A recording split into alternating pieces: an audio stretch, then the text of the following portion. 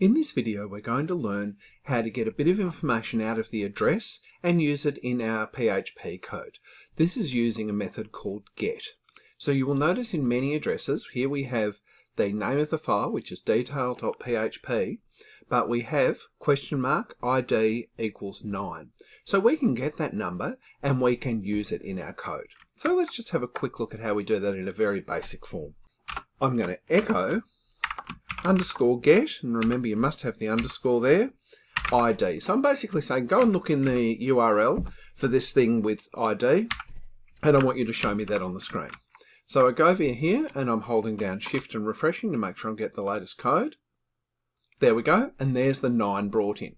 So if I change that number to 19 up here in the address, the value is 19.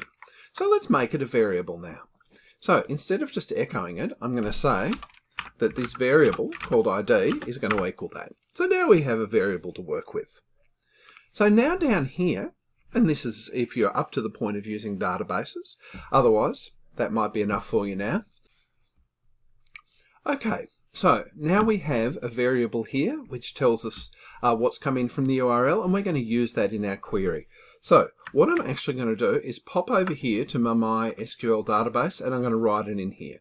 So select from customers where ID equals 9, and I'll just run that. There we go. I'm expecting Toddy Minards back when I go for 9. So I will grab that code. There we go. I'm just copying that. And I'm going to paste it in.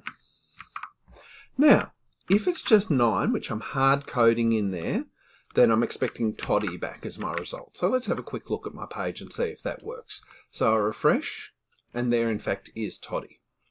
Now, if I change the address up here, let's just make sure that's 9. There we go. Now it's always going to bring back Toddy in this case because I've hard coded it in. Well, instead of hard coding it in, let's put in single talking marks, let's put in that ID. So that's a variable, and that'll be different depending on what comes in off the page. So if it's Toddy, we reload. If it's 9, sorry, we reload and we get Toddy. If it's 19 and we load that, there we go, we get Cody. If it's 29, we should get somebody else again. 29, there we go. Maximilian.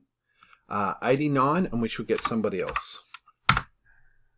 There you go. So we can build up all sorts of information like this. So this is pretty basic what I've got. I'm actually going to add to this a little bit. So instead of echoing it up there in the query, I'm going to create this variable called first, and that's going to equal whatever we get out of the database there. While I'm at it, I'm just going to copy that, and I'm going to create one called last. No great surprises here. And while I'm at it, I may as well get age. So let's see, paste that in. Age. There we go. And now, here in the body, I'm going to create a little bit of PHP, and I'm going to echo, and what am I going to have? Well, I'm going to have their last name. So I'm going to have their last name, and then I'm going to have a little bit of text.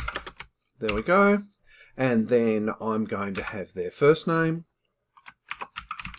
because these are all variables that I created before. And then I'm going to have the word is, and then I'm going to, what am I looking for here? Age. Must remember to put my $ on there. And I'm just going to put a little years old. Yep. And just for the sake of a little bit of formatting, I'm going to put a break on the end. Now, I'm not entirely sure that'll work, but let's give it a go. So I refresh it, and it says that it's not working. Well, that's perfectly fine.